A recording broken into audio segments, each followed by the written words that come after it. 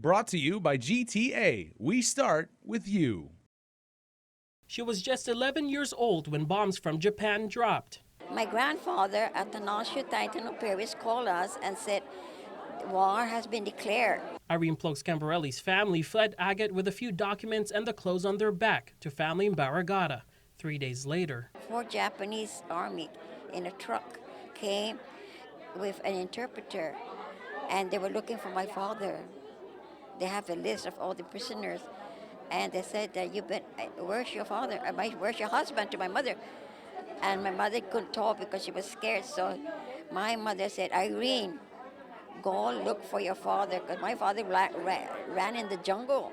the war claims activist, now 89 years old with stage 4 cancer, vividly recounts searching for her father deep in the jungle. So he took off his shirt, and he broke a talantangan branch, and he tied his shirt, and he held my hand, and we walked out, and he surrendered.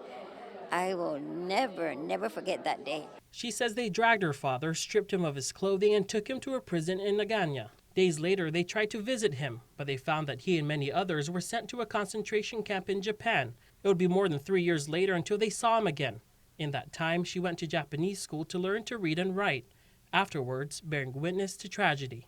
War is not kind. And yes, there are a lot of faults. But I think, to me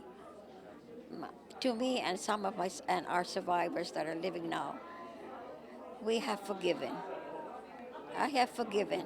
She wants to find peace. When she would later reunite with her father, along with him was a black notebook filled with names of fellow prisoners. She plans to donate that book to the Guam Museum.